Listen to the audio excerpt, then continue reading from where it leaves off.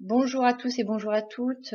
Voilà, je reviens enfin avec ma deuxième partie de la vidéo sur l'anxiété, l'agoraphobie et les crises de panique. Je voulais d'abord vous remercier pour vos retours, que ce soit dans les commentaires ou par mail, ou directement au téléphone pour certains. Merci beaucoup de ces retours, ça me conforte dans le fait de partager, ça peut aider d'autres personnes.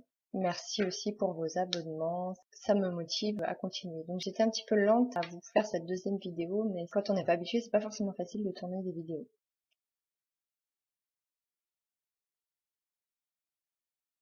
Je vous avais raconté la dernière fois mes 3 premières années de crise de panique en fait qui s'est ensuite installée en anxiété généralisée puis très progressivement en agoraphobie jusqu'à même faire de l'agoraphobie sévère où je pouvais même pas sortir de chez moi pour répondre aux courriers.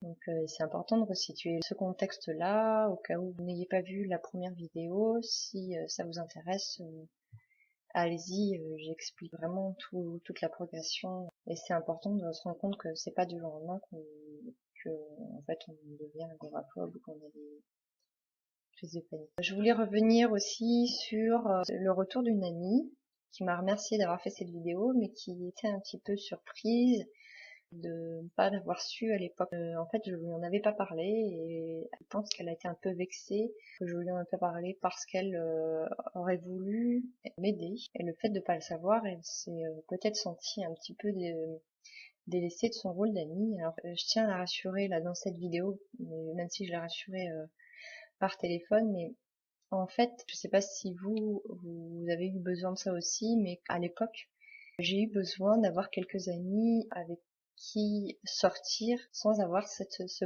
poids-là en fait de l'anxiété ou en tout cas de l'image de ce que ça pourrait être pour eux, mais aussi pour moi, en fait même surtout pour moi, et pouvoir oublier ça le temps de quelques heures ou en tout cas essayer.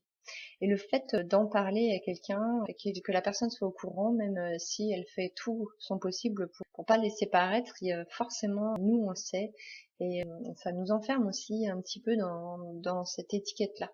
En fait, finalement, ces amis-là ont été, cette période-là, comme une bulle d'oxygène, autant que faire se peut, pour me permettre d'avoir des moments plus légers. Donc en fait, merci à cette amie-là et merci à quelques autres, même si c'était rare. Même si vous l'avez pas su, c'est pas du tout parce que j'avais pas confiance en vous ou que quoi que ce soit. Au contraire, c'était parce que avec certaines personnes, j'avais besoin d'avoir cette petit justement cet espace libre de cette problématique-là. Donc aucun souci pour ça. Vous étiez là pour moi. Merci. J'ai aussi besoin de préciser que j'avais pas parlé de ça et pourtant c'est très important. Mais j'ai eu, c'est vrai aussi, et je l'ai pas oublié, à l'époque, un énorme soutien de la part d'une amie. Dès qu'elle a su ce que j'avais, accueilli ça d'une manière la plus naturelle possible. Elle m'a demandé des précisions pratiques, très très pragmatiques, de savoir comment ça se déclenche, qu'est-ce qui fait que ça se déclenche, est-ce qu'il y a un endroit dans lequel ça se déclenche pas, enfin plein de questions comme ça, d'une curiosité pas du tout malsaine, mais au contraire, elle cherchait vraiment à essayer de comprendre et à essayer de m'aider. Et elle est venue me voir à l'époque en me disant, ben voilà, on regarde nos agendas respectifs. Bon, alors moi, j'avais pas grand chose de prévu évidemment dans mon agenda, comme vous vous imaginez, puisque les cours, je pouvais plus y aller, comme j'étais vraiment en agoraphobie sévère. Et elle regarde le sien et elle m'a mis de côté en fait deux fois par semaine à peu près un moment pour moi et on avait prévu en fonction de ce que je sentais de faire ou pas. Enfin, parfois elle venait me voir chez moi pour tout simplement pour que je tienne un peu le cap, que je me mette pas complètement déprimée, même si j'étais complètement déprimée à cette époque-là. Le fait de voir quelqu'un et qu'elle te dise ben voilà, moi je m'en fous, tu m'ouvres en pyjama avec les cheveux gras, complètement déprimée, j'ai vécu tellement pire avec mon entourage, t'inquiète pas. Enfin, en fait, ça se sentait qu'elle avait l'habitude de ça et qu'elle vraiment profondément ne jugeait pas. Donc voilà, si elle me regarde, elle se reconnaîtra. Je te remercie vraiment énormément. J'ai vraiment pas oublié ça. Toi aussi, t'as été vraiment une bulle d'oxygène, mais plus que ça, t'as été un soutien et Je crois que tu as vraiment été l'une des personnes avec Gauthier qui m'a le plus soutenue. Gauthier, c'était mon conjoint qui est devenu mon mari maintenant. Donc merci du fond du cœur, ça m'a vraiment aidé. Et puis elle me disait, si par exemple on devait se rejoindre sur Paris, elle me disait, si tu n'y arrives pas, c'est pas grave, même si je t'attends dans le restaurant et je vois que t'es pas là, tu m'appelles. Si t'as pas réussi à aller, c'est vraiment pas grave. Et du coup, j'avais aucune pression, je me sentais complètement acceptée. Et donc du coup, je pouvais me concentrer juste entre guillemets sur le travail des pensées, etc. Donc ça m'a vraiment aidé. Donc là, je vais vous raconter en fait ce qui s'est passé durant la dernière année en fait où j'ai eu des crises de panique. Donc en fait, il s'est passé ça, donc cette année qui m'a vraiment aidée. Il s'est passé aussi que le psychiatre en fait qui m'avait prescrit des antidépresseurs m'avait aussi prescrit des antiacides. Et j'avais lu sur des forums que les personnes en fait prenaient des anxiolytiques comme des béquilles qui permettaient de se dire voilà, si jamais ça va pas du tout, je peux prendre dans mon sac un petit bout d'anxiolytique et ça me permettra juste de traverser cette situation. Et en fait, à l'époque, je voulais vraiment pas prendre de médicaments, mais j'avais quand même ces anxiolytiques dans mon sac à main. Ça me permettait de me rassurer, c'était vraiment une béquille, et j'en ai pris très rarement. J'ai dû en prendre, j'en prenais peut-être 1 à 2 fois par mois maximum, et c'était un quart de comprimé. Je précise ça maintenant parce que c'est important pour la suite de savoir ça. Et c'était vraiment quand j'avais par exemple un entretien pour un stage ou pour un travail que je prenais ça. Voilà, pour être sûre de pas avoir une crise, quoi. Enfin, c'était vraiment une solution de secours. Et je prenais aussi quand, par exemple, j'étais en famille, que j'avais vraiment une journée où j'avais vraiment trop de crises, au bout d'un moment, je le prenais pour juste m'aider à tenir la journée, parce que on a l'impression que c'est dans la tête tout ça, mais vraiment le corps, il subit complètement les décharges d'adrénaline. Ça nous prend vraiment toute notre énergie. Et tant qu'on n'a pas vécu ça, cette baisse d'énergie dans le corps, plus que le fait de juste vouloir dormir, mais vraiment au niveau de notre batterie, de notre système nerveux, on peut vraiment pas comprendre ce que c'est que de perdre cette énergie-là. Donc si vous savez pas ce que c'est, tant mieux pour vous. Ça veut dire que vous avez encore de bonnes réserves. En fait, cette année, il faut dire que je sortais quand même un petit peu plus grâce aux aménagements que j'ai eu à la fac. J'ai pu progressivement au deuxième semestre de ma troisième année de master 1, j'allais plus en cours et puis j'ai pu aussi travailler. J'avais un petit boulot aussi à côté. Enfin, j'ai pu faire plus de choses, mais j'avais quand même ces crises et en fait je subissais quand même à fond, c'est-à-dire que je continuais à y aller, je mettais en place les pensées, etc. J'avais mon anxiolytique, c'était etc. Donc ça allait quand même un peu mieux, mais j'avais quand même pas mal de crises assez souvent et je sentais qu'en fait il y avait quelque chose qui bloquait en fait. J'avais beau lâcher complètement prise, me dire oui, même si j'ai une crise, qu'est-ce que ça fait, oui, même si là je meurs tout de suite, qu'est-ce que ça fait, et je sentais que je lâchais complètement prise, mais qu'il y avait quand même quelque chose qui bloquait, qui empêchait le travail de se faire correctement. Alors, en fin de cette année-là, donc de cette quatrième année-là, il m'est arrivé quelque chose d'assez grave. Je me suis retrouvée en fait avec un problème physique grave. En fait, on s'y attendait pas du tout. Un jour, je rentrais de course avec mon conjoint et j'ai eu très soudainement ultra soif. J'avais ultra soif. J'avais beau boire quasiment 1 litre d'eau. Je n'ai pas du tout étanché. C'est la première fois que j'avais cette sensation-là, vraiment très intense de soif. Quand on est rentré à la maison, je me suis sentie assez rapidement faible et on a quand même dîné et quelques temps après, je suis allée vomir. Et en vomissant, en fait, je voyais que c'était rouge, très rouge, donc j'ai dit à mon conjoint, mais en fait, je vomis du sang. Et à ce moment-là, il il a quand même appelé SOS médecin, il a parlé de ma situation et puis il savait pas trop ce que j'avais, il savait pas trop quoi répondre. Mais comme il a dit que j'avais vraiment horreur de vomir et ils ont dit bah en fait c'est parce qu'elle doit être stressée de vomir, donc elle doit s'empêcher de vomir et forcément ça a pu irriter un peu la gorge. Il peut y avoir un petit peu de sang dans ce qu'elle a vomi à cause de ça. Donc on s'est pas plus inquiété que ça. Et quelques minutes après, là j'étais dans la salle de bain, j'ai fait un gros malaise et apparemment pendant tout ce temps-là j'avais les yeux ouverts et enfin il me faisait des trucs comme ça et il voyait bien que j'étais pas là, mais j'avais quand même les yeux ouverts. Enfin quand je me suis réveillée de ça, j'étais vraiment étonnée d'être dans la salle de bain allongée par terre parce que pour moi j'étais dans le lit et je me réveillais de ma nuit et je savais plus du tout où j'étais, je savais plus ce qui s'était passé. Entre-temps, lui, il a appelé les pompiers, voilà, ils m'ont sculpté, ils m'ont dit bon, faut aller à l'hôpital. Et moi, je leur ai dit non, mais en fait, ça va mieux, ça va aller, je me sens mieux. Ils ont quand même insisté en disant que d'après ce que j'avais eu, il fallait quand même vérifier. Enfin, je pense qu'ils avaient une petite idée en tête, mais ils nous ont rien dit. Donc arrivé à l'hôpital, on était donc aux urgences, la médecin arrive et puis c'est pareil, elle me posait des questions, puis elle se demandait vraiment ce qui se passait, elle avait pas encore trop de notion de ce que je pouvais avoir et de ce qui pouvait avoir pu provoquer ça. Elle m'a sculpté un petit peu partout et puis 1 heure après, je crois, j'ai revomi, mais là devant elle. Et là, vu que j'avais déjà vomi tout mon dîner, tout ce qui restait, c'était que du sang. Donc à ce moment-là, j'ai vu dans son air qu'elle était devenue beaucoup plus grave et donc les examens ont été beaucoup plus poussés d'un coup pour savoir ce qui s'était passé et pour pouvoir vérifier d'où venait l'hémorragie.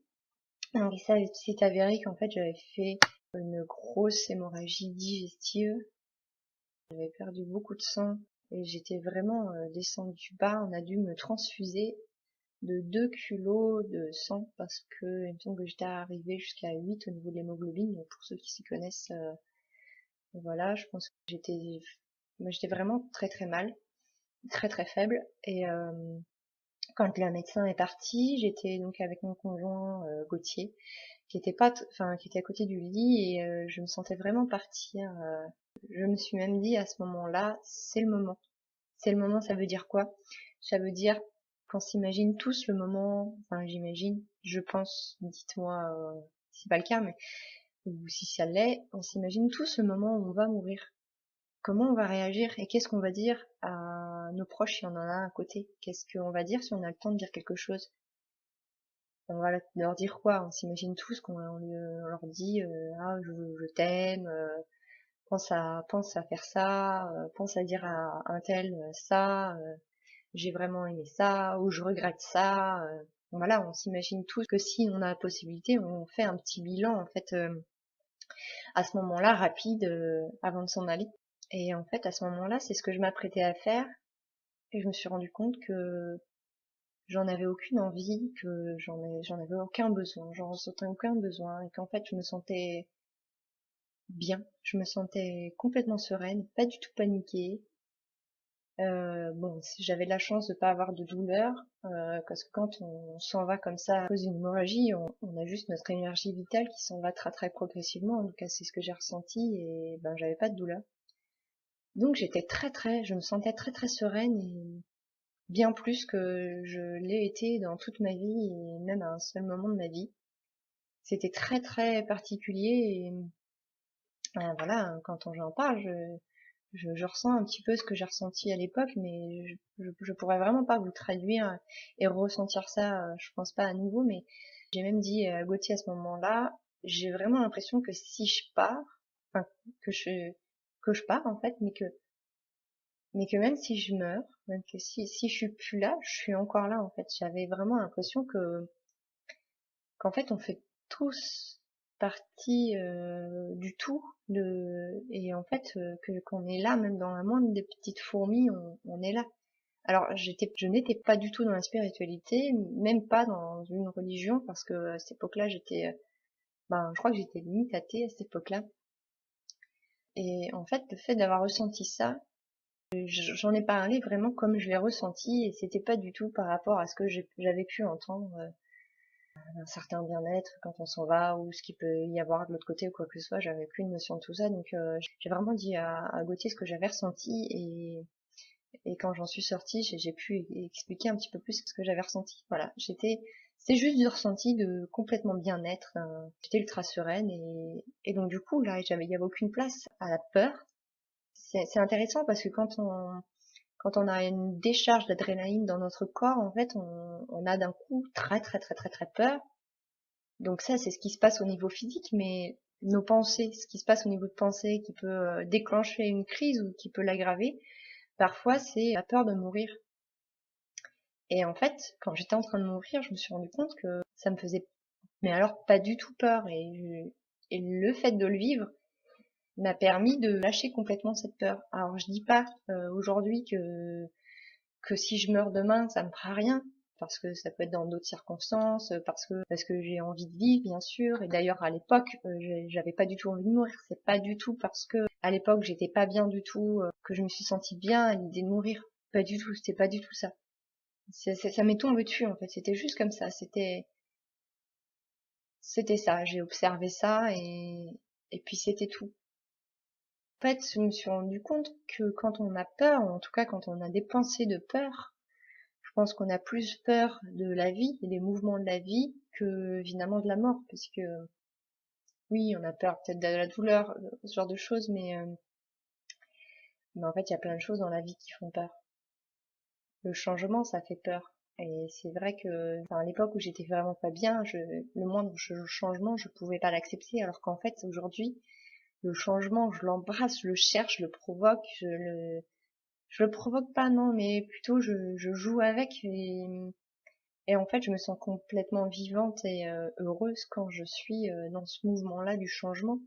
Et en fait, finalement, quand je suis dans ce mouvement-là de la vie, et qui était pas du tout, c'était pas du tout le cas à l'époque. Donc voilà, je trouve ça, c'était vraiment intéressant cette expérience. Et quand je me suis réveillée le lendemain matin, le lendemain midi, je crois, en chambre de réanimation, et que là, j'ai senti que j'étais tirée d'affaire, mais je me suis vraiment rendu compte que j'étais passée à côté de la mort. Mais vraiment, c'était vraiment un ressenti. Et puis, enfin voilà, les médecins m'ont confirmé après que effectivement, enfin, ils m'avaient sauvé la vie, quoi.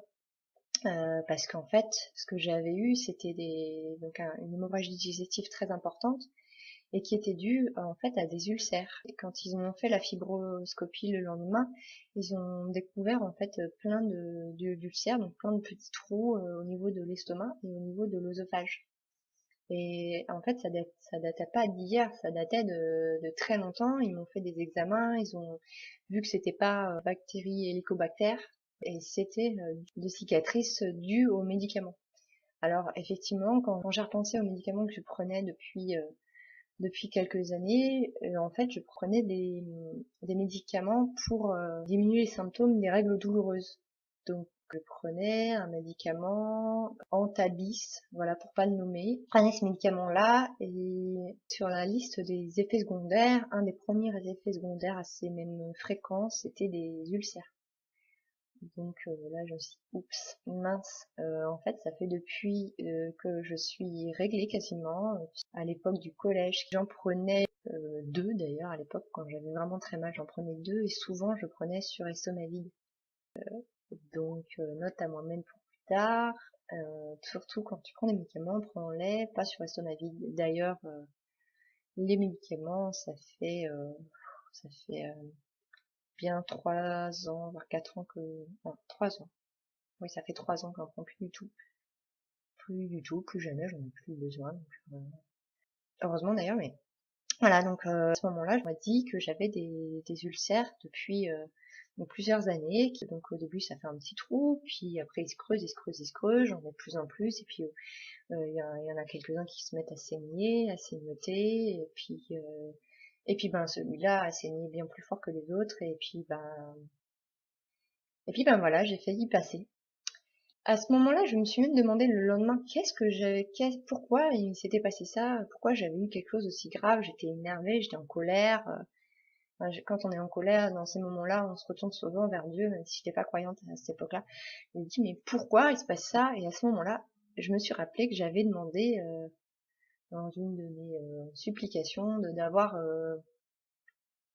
quelque chose de grave pour que mes parents et mon entourage se rendent compte que ce que j'avais, c'était pas rien et que qu'ils se rendent compte vraiment que ce que j'avais, c'était grave en fait, parce que je leur en veux pas maintenant, mais c'est juste que quand on a quelque chose de psychique et même si c'est grave, le fait de pas connaître ça et de pas le reconnaître comme étant oui, quelque chose de grave et quelque chose qui n'est pas juste dû à la volonté de la personne, ça fait que à côté de ça, les gens autour nous soutiennent pas, comme j'avais dit dans ma première vidéo, comme nous soutiendraient si on avait par exemple un cancer.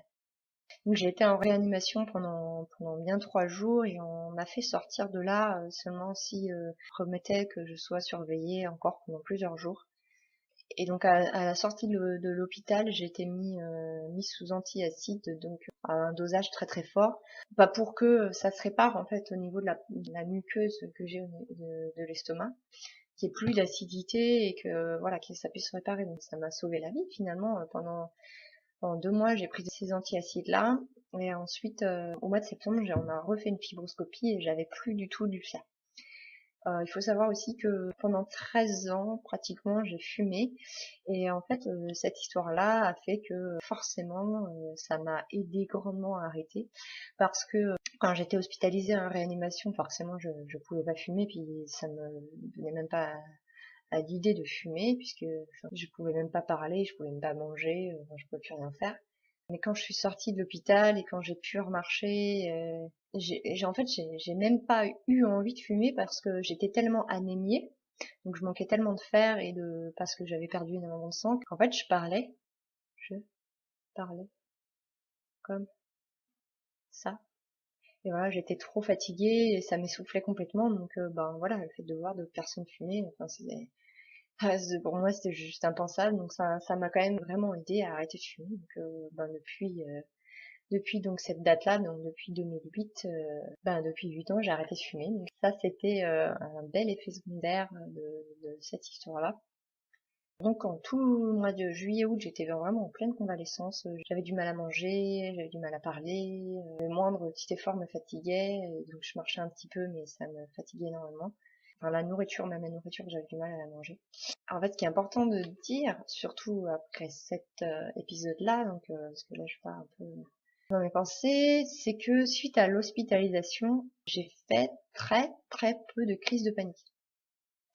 Comme si en fait, à partir du moment où j'ai refait une crise après l'hospitalisation, tout ce que j'avais appris de techniques en TCC, dans les livres, dans les sites, dans le lâcher prise, etc. En fait, c'est comme si d'un coup ça marchait. Mais ça marchait pas juste pour m'aider à survivre à la crise, mais ça permettait d'enrayer la crise et puis de faire que la fois suivante ça recommence pas.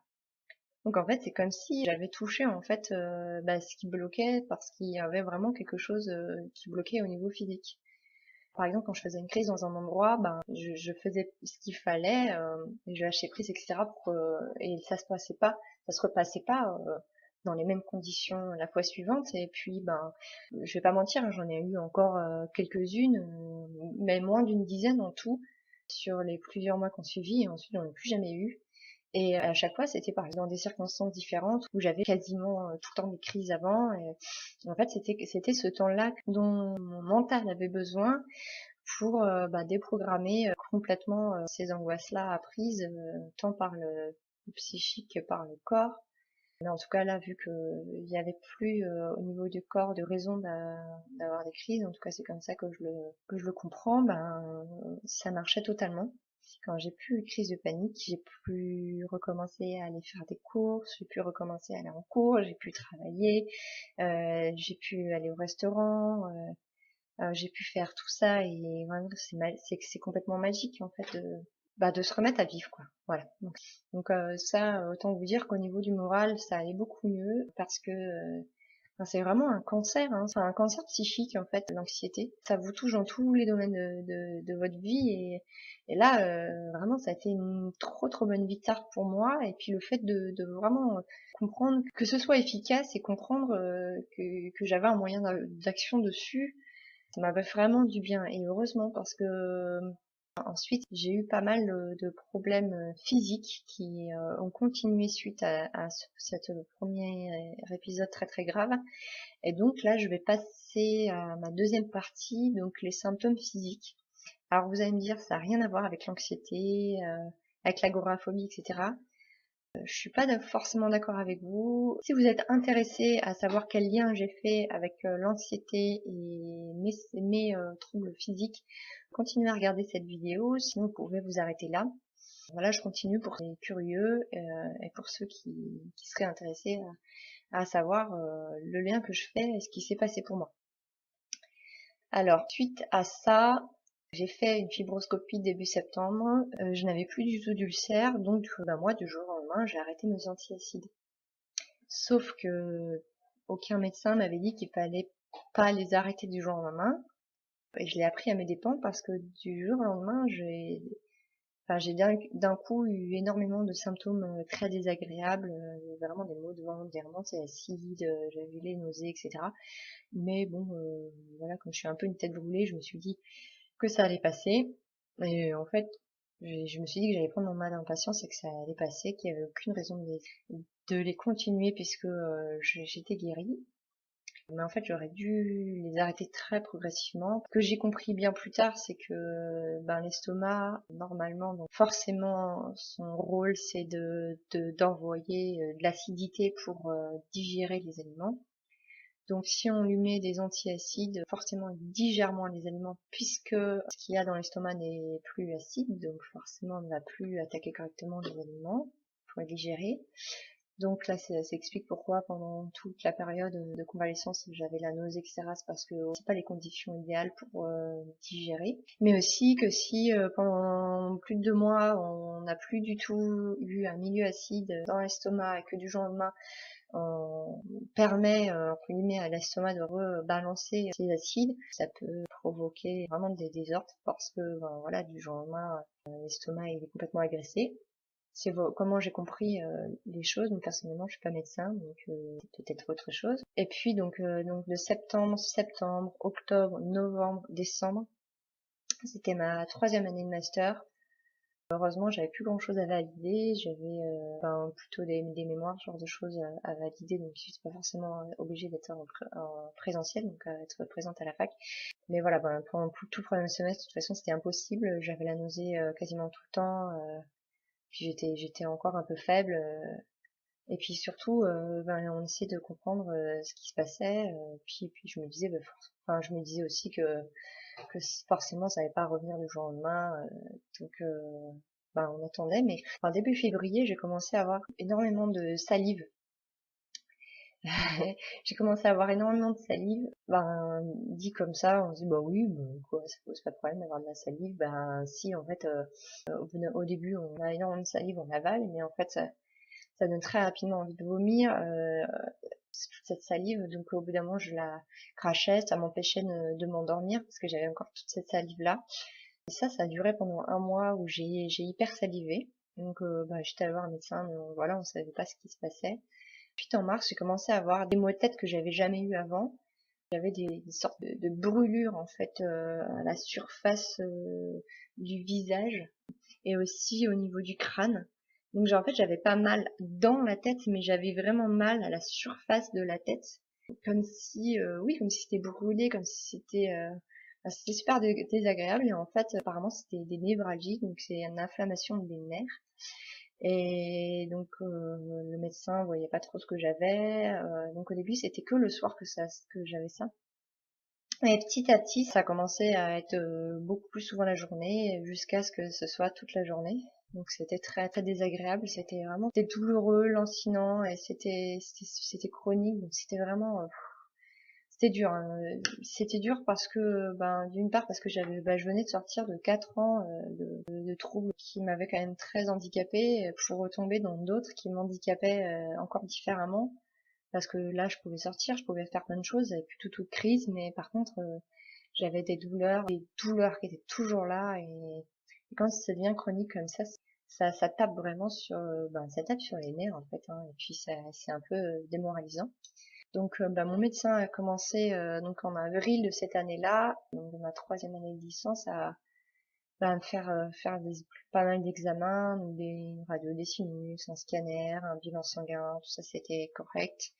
Enfin, il n'y avait rien. Ensuite, en mai, il m'a envoyé auprès de un de ses confrères un ORL qui m'a diagnostiqué un SADAM, donc comprendre un syndrome de dysfonctionnement de l'articulation mandibulaire, enfin, se traduisant par une douleur au niveau de la mâchoire, des craquements, etc. Et en fait, il avait diagnostiqué ça parce que je faisais du bruxisme, enfin, j'avais pas vraiment l'impression d'en faire.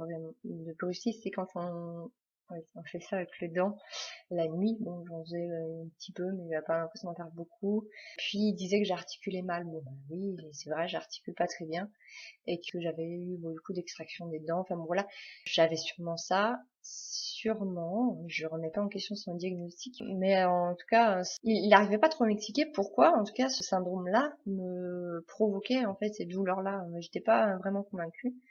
Puis voilà, il m'a rien proposé, donc ça m'a pas trop avancé de savoir que j'avais ça ou pas. Ensuite, en mai, on m'a fait un autre scanner avec une injection de produit Constrast, donc qui a rien donné, il n'y avait rien de particulier. Bon, c'est rassurant dans un sens, mais en même temps, le fait de pas savoir ce qu'on a, c'est forcément toujours un peu déstabilisant. On n'a pas de moyen d'action et on ne sait pas du tout quand ça va partir. C'est vraiment pas une bonne période non plus. Ensuite, bon voilà, on m'a fait une sérologie pour voir s'il y avait des anticorps, j'avais pas d'infection. Mon médecin traitant m'a mis sous anxiolytique à cette époque-là. Donc ça m'a rappelé ça m'a rappelé l'époque où j'étais agoraphobe.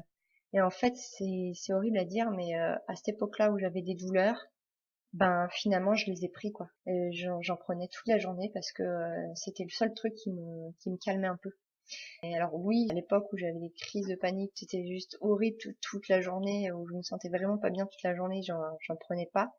Mais je crois que là c'était la goutte d'eau quoi. C'est-à-dire que peut-être que si j'avais encore eu des crises de panique à ce moment-là de ma vie, j'aurais pu aussi me mettre à en prendre, parce que là ça commençait à devenir vraiment fatigant d'être handicapée comme ça dans ma vie de tous les jours.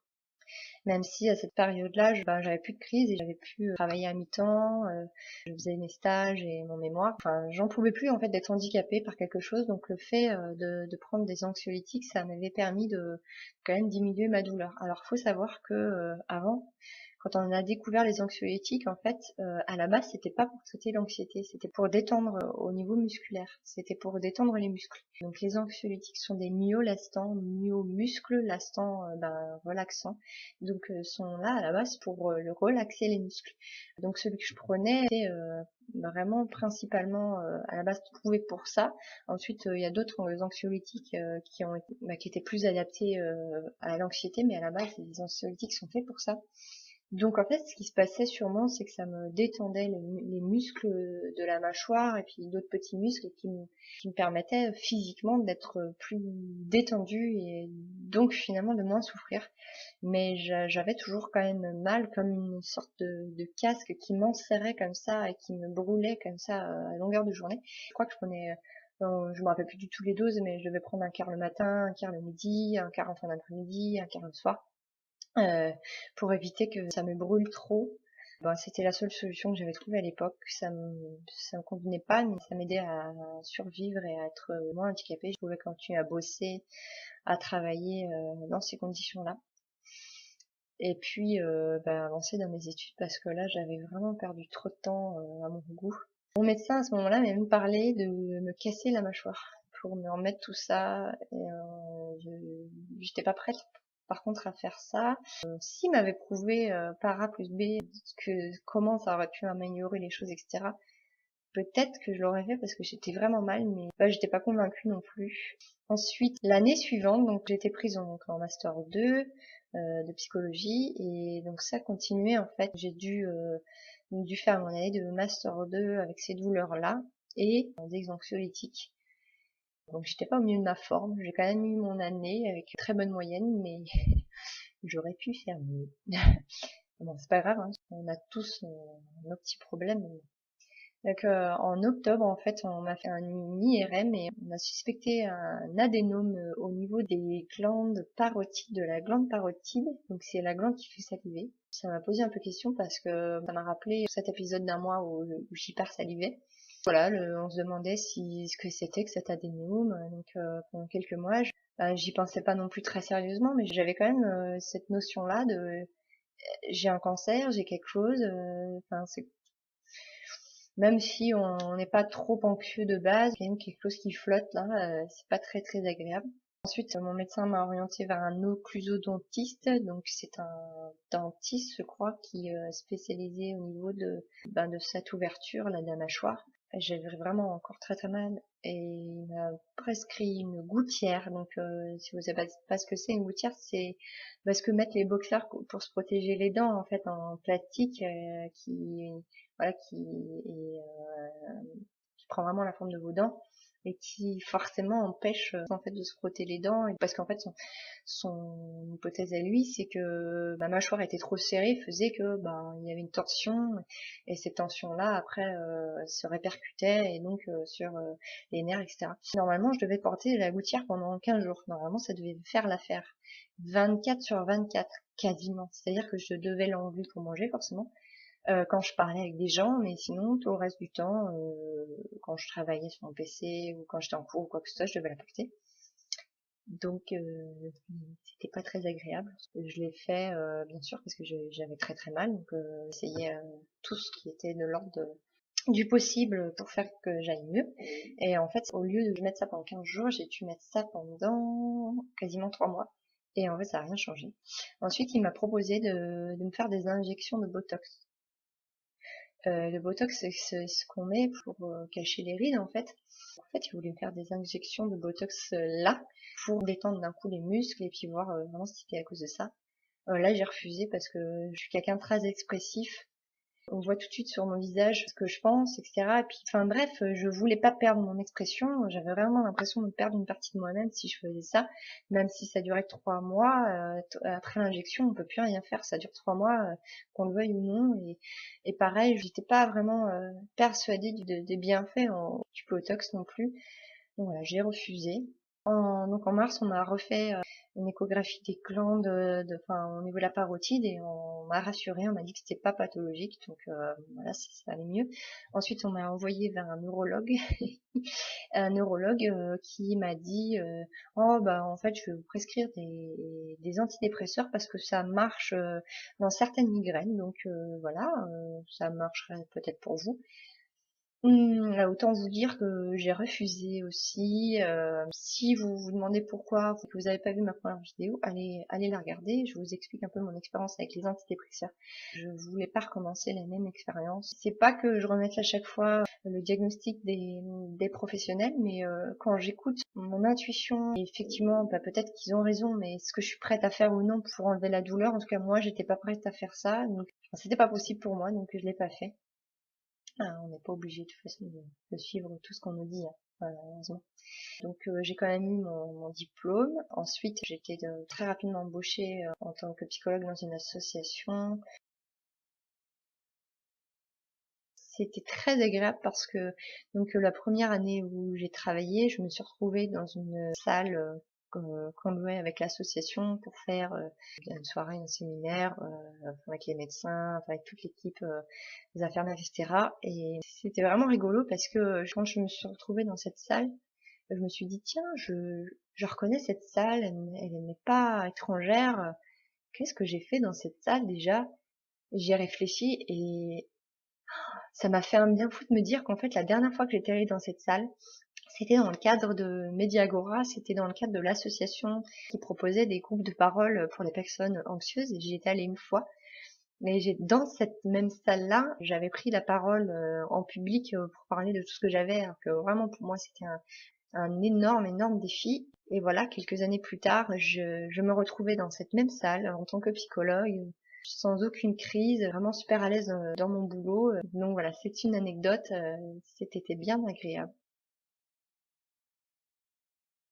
presque toute cette première année, j'ai dû travailler encore sous anxiolytique et avec ces douleurs-là perpétuellement. Donc, j'étais encore en mode survie en fait. Donc, j'appréciais vraiment mon travail, mes collègues, etc. Mais voilà, j'étais encore en mode survie. C'était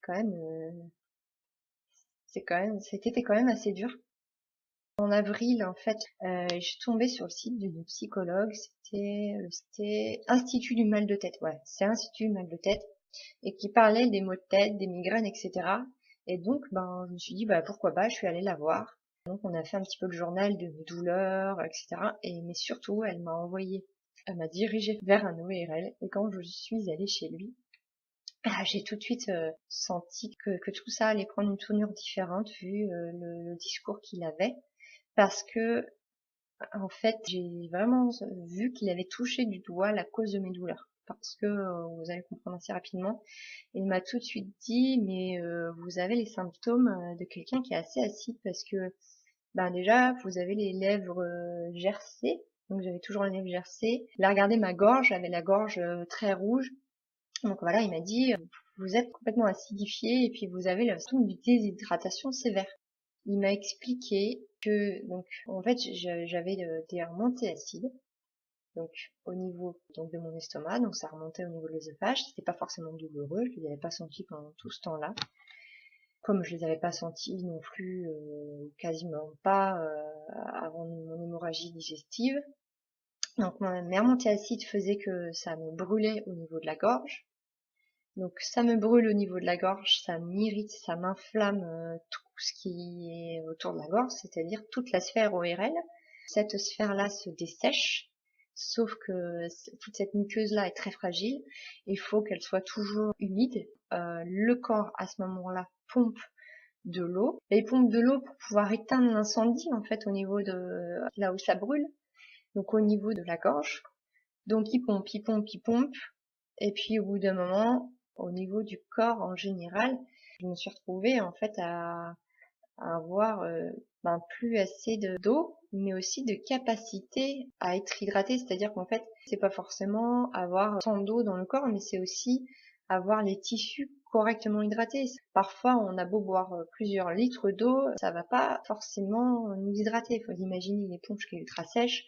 On a beau faire couler de l'eau très fort dessus, parfois ça n'aide pas à ce elle reprenne de la souplesse. Enfin, tout ce qui m'expliquait en fait, c'était déjà une vision globale du corps et ça me permettait de comprendre toute la logique qu'il y avait derrière. Donc ça me parlait complètement parce que même dans mes études de psychologie, j'ai toujours été attirée dès que je regardais un cours parce qu'en psychologie, en fait, on a plein de disciplines et en fait, on devrait parler plutôt des psychologies, en fait, même s'il y a une unité de la psychologie, c'est cette unité-là que moi je recherchais, qui parle vraiment d'une vision globale de quel lien on peut faire entre telle et telle discipline, comment prendre du recul sur ça et faire le lien entre tout ça. Et voilà, en fait, il parlait un peu le même langage que moi, dans le sens où il prenait le problème de manière globale, et il prenait pas le problème dans juste la spécialité en disant, bon voilà, ma spécialité c'est ça, je suis expert de ça, donc on va, dans mon expertise et dans ma vision de mon expertise, ce problème-là se traduit par ça, donc on va agir sur ça, mais plutôt par, voilà, moi, mon expertise c'est ça, mais par contre, je l'installe dans une vision globale, et en fait, c'est dû à ça. Donc, il m'a dit tout de suite, je veux pas vous revoir tant que vous n'avez pas les lèvres.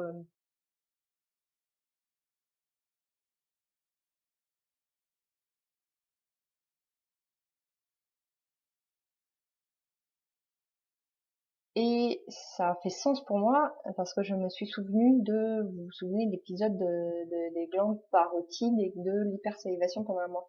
Donc j'avais arrêté pendant plusieurs mois les antiacides, ce qui avait dû réenclencher beaucoup trop d'acidité d'un coup sur mon corps qui n'avait plus l'habitude d'avoir autant d'acide, qui finalement brûlait en fait l'arrière de la gorge et finalement toute la sphère ORL. Donc mon corps a sans doute, pour se défendre, pompé l'eau, donc a essayé d'amener de la salive, beaucoup de salive, pour amener de l'humidité à ce niveau-là. Donc pendant un mois, j'ai hypersalivé, donc mon corps a essayé de se défendre comme il pouvait, et ensuite l'hypersalivation s'est stoppée, sans doute parce que c'était plus possible de fonctionner de cette manière-là, et à ce moment-là, il y a eu donc ces maux de tête qui ont commencé, et c'était une inflammation finalement des nerfs, donc qui était au niveau du visage et au niveau du crâne, parce que finalement ça a réussi à toucher cette sphère ORL en profondeur. Et c'est pour ça que j'ai eu en fait pendant quasiment un an ces grosses douleurs-là. Enfin, c'est des douleurs qu'on ne ressent jamais habituellement puisque je pense qu'on est protégé pour que ce soit pas inflammé, sauf le cas précis de quand on boit vraiment trop, on dit qu'on a mal aux cheveux. Voilà, c'est un peu une sorte de gueule de bois. Mais après, ça revient le lendemain quand la cause de cette déshydratation cesse et qu'on peut à nouveau se réhydrater. Sauf que moi, j'étais dans cet état-là tout le temps. Donc, en fait, voilà, cette explication m'a assez convaincue parce que j'ai compris toutes les données que je lui avais pas forcément données ou qu'il n'avait pas forcément lui mis en lien. Moi, en fait, j'ai pu mettre en lien toutes ces données-là avec tout ce que j'avais ressenti comme symptômes. Voilà, ça m'avait rassurée par rapport à tous les autres spécialistes qui, dans leur spécialité, me trouvaient quelque chose qui n'allait pas et qui pouvait expliquer ce que j'avais. Parce que forcément, quand on cherche quelque chose qui va pas, on trouve souvent quelque chose qui va pas. Mais ça n'explique pas forcément la cause de tout ce que j'avais. Et lui, en fait, avec une vision peut-être plus globale dans sa spécialité quand même, a pu m'apporter une partie de l'explication que j'ai étoffée ensuite moi-même et qui de toute façon rentrait dans les clous. En fait, donc imaginez une gueule de bois, mais une gueule de bois fois 1000 et toute la journée, tout le temps. C'est ça, en fait. Un symptôme de déshydratation sévère. Cette ORL-là qui m'a permis de sortir un petit peu la tête de l'eau, même si de l'eau, j'en avais plus beaucoup dans mon corps. Donc en fait, suite à ce rendez-vous-là, j'étais tout de suite soulagée parce que même si j'avais pas commencé le traitement, j'ai tout de suite senti que c'était ça. En tout cas, qu'il avait mis le doigt sur ce qui se passait au niveau du corps et du fonctionnement. Du coup, j'avais des moyens de pouvoir faire cesser ces douleurs. Le soir même, je suis allée à la pharmacie et c'est marrant parce que à ce moment-là, je regardais un petit bébé et à ce moment-là, j'ai une larme qui a commencé à couler parce que je me suis rendu compte que c'était la première fois euh, que je m'autorisais à penser à l'idée d'avoir un bébé, alors qu'en fait, jusqu'à maintenant, quand j'en voyais un, tout de suite, il y a quelque chose qui se passait en moi qui me dit non, non, c'est pas pour toi. C'est certainement pas pour toi parce que dans les conditions dans lesquelles tu es, c'est pas possible. C'est-à-dire que tu es tellement douloureuse. Enfin, avant, j'étais tellement handicapée, entre guillemets, parce que j'avais toutes mes crises de panique que c'était même pas la peine d'y penser. J'arrivais pas, en fait, à, entre guillemets, m'assumer moi, je pouvais pas assumer un autre petit être. Mais ensuite, les douleurs physiques étaient telles que je pouvais même pas y penser. Alors en fait, le fait que dans cette pharmacie de m'être autorisée à penser à ça, c'est comme si j'avais vraiment pas pris du tout cette conscience-là du fait que c'était important pour moi de cette idée-là. C'était comme voilà quelque chose qui avait lâché en moi une autorisation de penser aux choses normales de la vie. Enfin, ça m'a vraiment fait du bien. Ça m'a autorisé à penser à ce genre de choses. Le soir même, j'ai pris des antiacides et dès le lendemain, j'avais plus de douleur. Donc ça me montrait bien que, en tout cas, c'était sur ça qu'il fallait jouer. Et j'avais plus du tout de douleur et je pouvais enfin respirer. Donc ça, c'était en avril de la première année où j'ai travaillé. L'arrêt des antiacides à l'époque, où j'avais arrêté du jour au lendemain, ça avait vraiment pas plu à mon corps. Ça avait déséquilibré complètement quelque chose et j'ai été déshydratée et complètement acide du coup. Très vite, comme j'avais plus du tout de douleur, j'ai arrêté les anxiolytiques. Alors, devinez comment j'ai arrêté les anxiolytiques. Ben oui, si vous avez bien suivi le début de la vidéo, je les ai arrêtés du jour au lendemain. Bon, là, je savais très bien qu'il fallait pas les arrêter du jour au lendemain, mais je crois que c'est mon côté fonceur qui veut, dès que je sais que on peut le faire, en tout cas que j'en ai plus besoin, je fonce et voilà. C'était pas du tout ce qu'il fallait faire, mais ben, je l'ai quand même fait. Donc ne suivez surtout pas cet exemple-là, s'il vous plaît. Mais donc à cette époque-là, pendant plusieurs jours, quand je travaillais, j'avais des sueurs énormes, j'avais des malaises, Voilà, j'avais vraiment des symptômes de manque. Et donc je retournais voir le médecin. La mort dans l'âme, j'ai repris des anxiolytiques. Mais j'avais quand même cette volonté-là de faire et j'avais vraiment cette confiance-là de me dire que j'allais les arrêter très rapidement. C'est ce que j'ai fait. Je les ai arrêtés très très progressivement. Et finalement, en un mois à peine, je crois que je les ai complètement arrêtés. Donc très vite, j'ai parlé à mon ami d'ailleurs de cette envie d'avoir un bébé et lui avait aussi cette envie-là qu'il n'avait pas forcément conscientisé, mais je suis tombée enceinte très rapidement et l'année d'après, donc en mars, j'ai accouché et un an après, je vous parle de ça parce que il y a encore un lien que je vais faire à la fin, mais je me suis rendu compte que ma fille était intolérante aux produits à base de lait de vache parce que je l'ai été depuis plusieurs mois et elle s'est mise à vomir en fait. Désolée pour ceux qui détestent le vomi, hein, j'en ai fait partie pendant quelques années, mais c'est la deuxième fois que j'en parle, je suis désolée. Elle a commencé à vomir en fait tout ce que je lui donnais à boire en fait, alors que c'est long. Certaines tétées peuvent durer très longtemps, parfois il y en a qui durent une demi-heure, parfois même plus quand le bébé s'endort au sein. Enfin bref, quand elle tétait pendant tant de temps qu'elle me vomissait l'intégralité juste après, c'est quand même assez déstabilisant. Elle me faisait ça souvent une fois par jour, voire 2 fois par jour, et il fallait tout nettoyer, tout ce qu'il y avait autour, le canapé, les vêtements, mes vêtements, elle. Enfin bon, bref, c'était un petit peu fatigant et comme d'habitude, je me suis renseignée et je suis tombée sur le site de la Leche League, sur le forum aussi Facebook, où j'ai vu quelques personnes qui parlaient de ça, des produits à base de lait de vache qui pouvaient donc il y a une des protéines qui passe dans le lait, enfin je sais plus exactement ce qui se passe, mais en gros ça il y a quelque chose qui passe dans le lait et que les enfants quand ils sont intolérants, les bébés du coup ils supportent pas.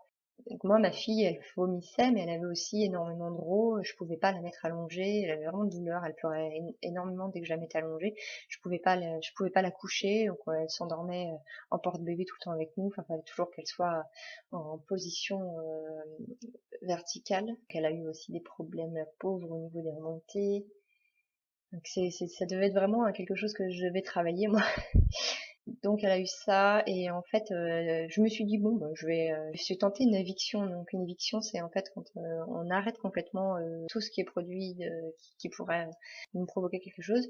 Donc j'ai fait une éviction de produits de lait de vache et donc j'ai arrêté du jour au lendemain tout ce qui est fromage, lait, enfin j'en prenais pas beaucoup déjà, mais en fait on se rend pas compte, mais dans tous les petits gâteaux industriels et même dans le jambon, dans pas mal de choses en fait il y a du lactose. Donc j'ai arrêté ça du jour au lendemain et ma fille, sinon du jour au lendemain, a plus du tout de symptômes. Donc en fait c'était assez impressionnant, mais c'est la première fois à ce moment-là que je me suis rendu compte que un changement dans nos habitudes alimentaires pouvait provoquer un tel changement dans les symptômes qu'on pouvait avoir. Donc en fait là voilà, du jour au lendemain elle avait plus tous ces rots là, elle vomissait plus, elle se sentait vraiment beaucoup mieux. Et d'ailleurs moi aussi je me suis sentie mieux, je me suis sentie plus légère, j'avais moins de rhume, je me sentais mieux. C'était pas le début où j'ai commencé à m'intéresser à l'alimentation. J'ai commencé à m'intéresser un petit peu à l'alimentation pendant ma grossesse parce que forcément pendant la grossesse on se pose des questions. Est-ce que je fais tout ce qu'il faut pour mon bébé, etc. Donc, ça nous permet d'être curieux à ce niveau-là. En tout cas moi je l'étais et j'avais commencé à m'intéresser au miam aux fruits de France Guillain. J'avais commencé à manger pas mal de fruits à cette époque-là. Je continue à manger un peu comme tout le monde. Et après la découverte de l'intolérance de ma fille, j'ai arrêté les produits à base de lait de vache quand elle avait 5-6 mois. Et un an plus tard, j'ai découvert en fait en avril encore l'alimentation vivante. En fait, je suis tombée sur une vidéo sur internet de quelqu'un qui parlait de l'alimentation vivante.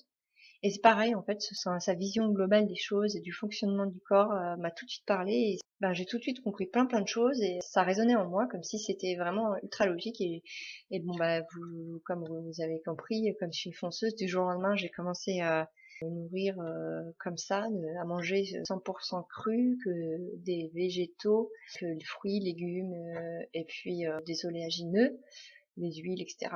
aussi. Voilà, du jour au lendemain, j'ai commencé à manger ça. Mais au début, j'avais vu qu'une seule vidéo avant de me lancer, donc j'ai mangé exclusivement des salades en fait et pas assez de fruits.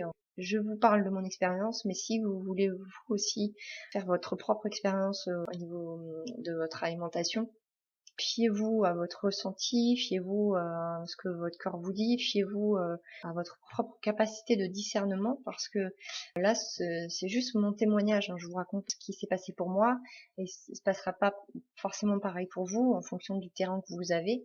Et puis changer un mode alimentaire comme ça du jour au lendemain, ça peut être dangereux, non pas parce que ce mode alimentaire-là est mauvais, mais parce que tout ce qu'on a cumulé jusque-là de toxines ou d'habitudes, on peut souvent pas changer comme ça du jour au lendemain. En tout cas, c'est là je vous parle dans ces vidéos-là de ma vision des choses, et c'est certainement pas d'une vérité universelle et absolue qui s'appliquerait à tous. Je mets parfois des hypothèses qui sont pas de ma spécialité, et moi je ne suis certainement pas une scientifique qui pourrait vous prouver plein de choses au niveau de l'acidité, etc., ni un médecin. Et en fait, c'est à eux d'expliquer un fonctionnement à ce niveau-là. Donc ce n'est pas à moi de le faire.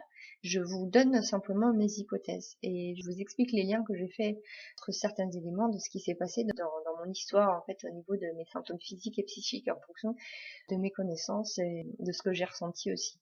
Donc je vous demande bien sûr de faire preuve d'esprit critique face à tout ce que je vous dis et de discernement. Et en fait, je fais ces vidéos-là pour apporter mon témoignage, pour que vous puissiez vous aussi vous poser des questions, mais surtout susciter la réflexion, et que vous ne fassiez pas ce que j'ai fait exactement comme moi je l'ai fait pour pouvoir avoir les effets que j'ai eus.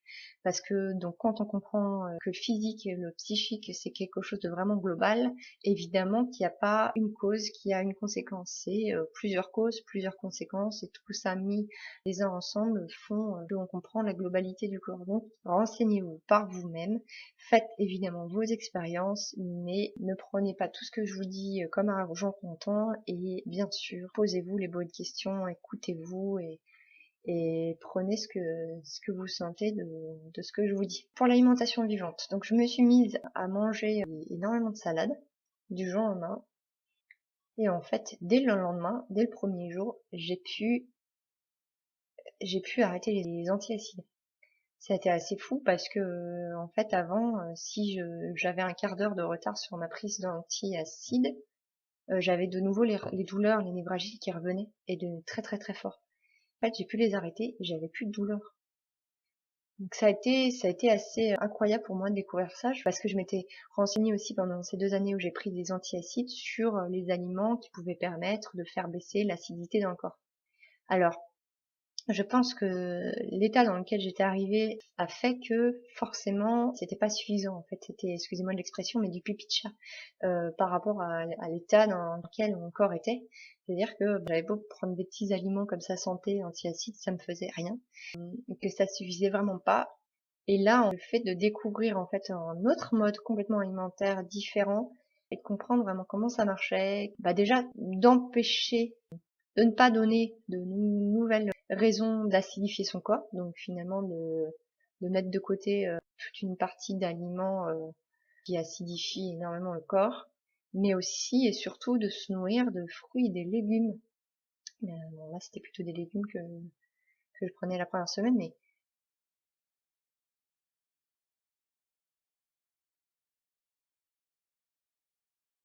donc, encore une fois, faites attention, parce que quand on fait ça de jour au lendemain, il peut y avoir une grosse détoxination. En fait, ça veut dire qu'il peut y avoir du jour au lendemain énormément de toxines, en fait, d'acidité qui peut sortir, puisque le corps se nettoie en fait en mangeant de cette manière-là. Sauf que on n'a pas les moyens forcément de les faire sortir à la même vitesse que ça veut sortir du corps.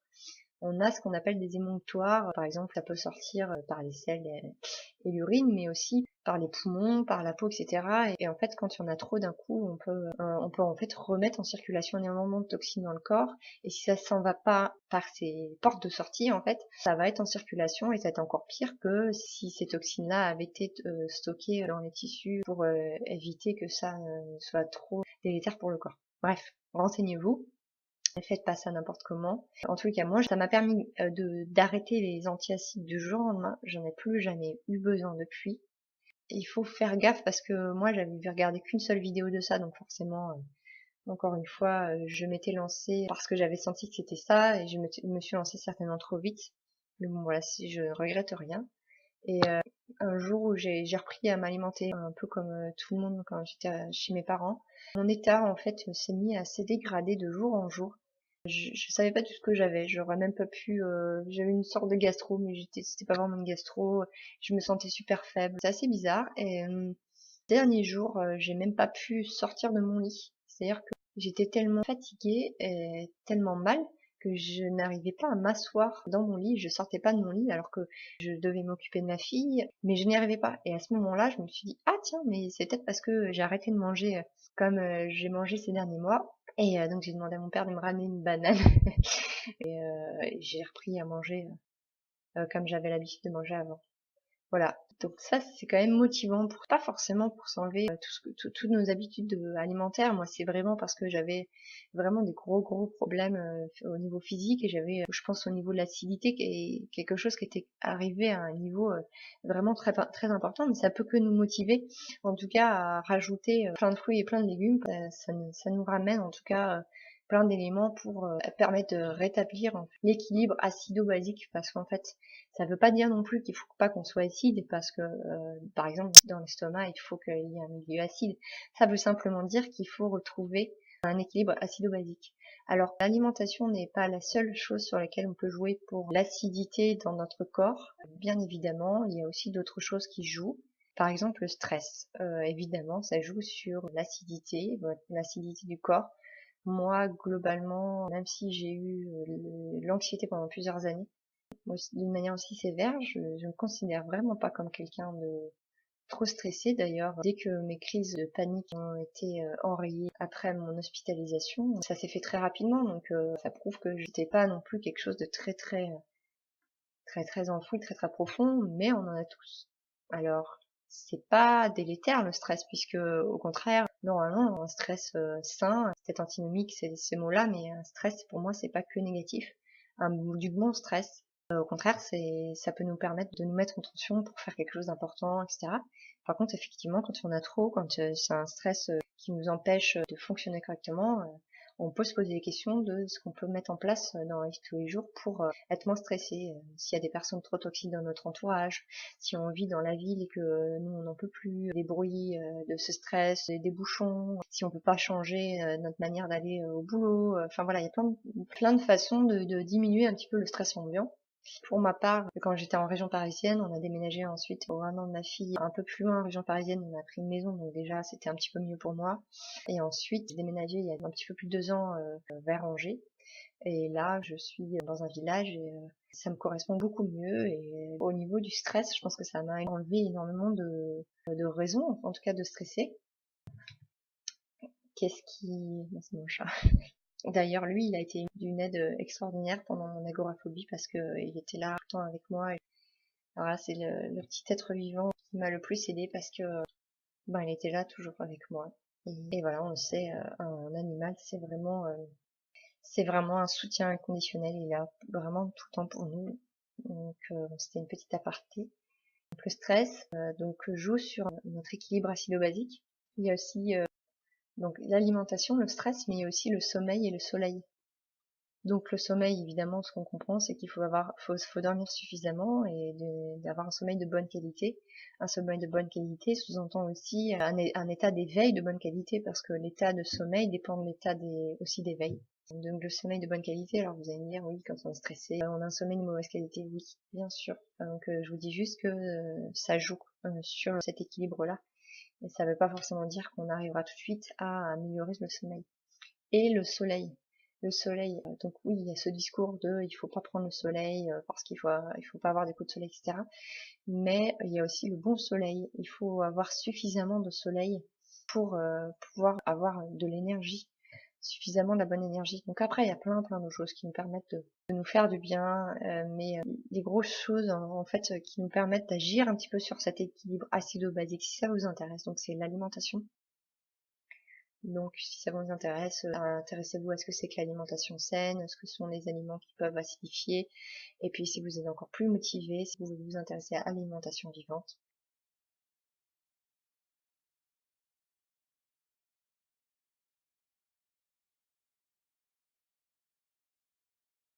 je vous souhaite de bonnes découvertes à ces niveaux-là. Si vous n'êtes pas sûr de votre démarche-là, vous pouvez vous faire accompagner par un bon naturopathe.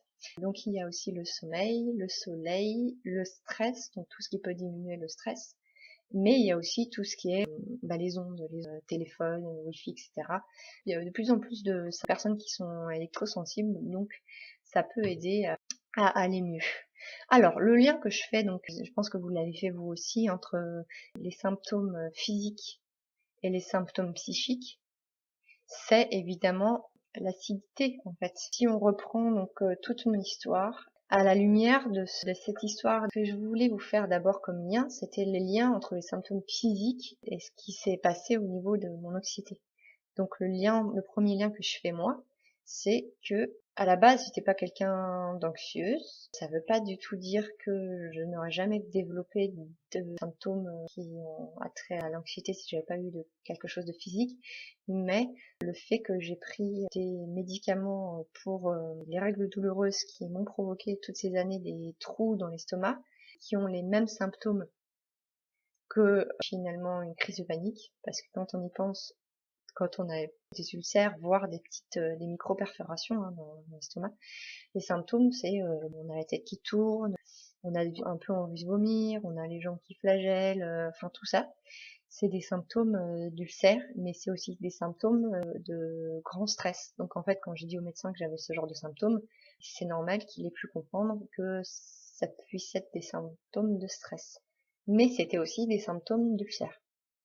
Donc peut-être qu'au début, les symptômes que j'avais étaient purement des symptômes physiques, et que petit à petit, comme on me disait que c'était le stress, par exemple, quand j'étais dans un amphi de 500 personnes et que d'un coup j'avais des symptômes physiques que je ne comprenais pas et qu'on m'avait dit que c'était le stress, que j'arrivais pas à gérer ce stress-là, qu'est-ce qui se passe après? Ça me stressait en fait. Donc petit à petit, très progressivement, ces symptômes que j'avais là ont pu provoquer par un cercle vicieux, plus en plus de stress, parce que je ne comprenais pas ce qui se passait, et aussi parce qu'on m'avait dit que c'était ça. Et que finalement, je n'avais donc aucun moyen d'action de faire baisser ces symptômes, puisqu'ils étaient réellement là, physiquement, et donc, cercle vicieux, ça m'augmentait encore le stress. Alors, quand on replace ça à l'époque, petit à petit, très progressivement, j'ai commencé à en avoir de plus en plus. J'ai et on a diagnostiqué ça, parce que les professionnels aussi l'ont diagnostiqué comme étant des attaques de panique, etc.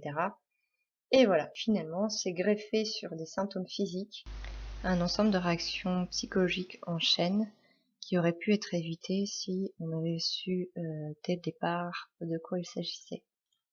Alors je vais y arriver, j'ai eu quand même énormément de bugs sur cette vidéo, donc j'espère que ça ira mieux pour les prochaines. Oui, je voulais vous parler aussi d'une autre preuve qui lie l'acidité avec l'anxiété chez moi. Il s'est passé quelque chose il y a quelques mois. En fait, j'ai plus du tout ressenti d'anxiété depuis que j'ai plus de crise, c'est-à-dire depuis quasiment 7 ans, j'ai plus ressenti d'anxiété, mais il y a quelques mois, j'ai ressenti brutalement de l'anxiété revenir pendant quasiment une semaine. C'est arrivé très très vite. En à peine quelques jours, d'un coup, j'ai ressenti comme une espèce de fuite un petit peu en dessous de l'estomac. C'était une sorte de fuite énergétique en fait, comme s'il y avait une sorte de flux qui propageait cette anxiété dans tout mon corps. Quand c'est revenu, je suis devenue tout de suite très désagréable. Je me suis très rapidement sentie stressée, etc. parce que j'ai ressenti que mon corps me lâchait et que je ressentais des symptômes comme je ressentais à l'époque, alors que a priori il n'y avait rien qui avait changé en quelques jours, rien du tout.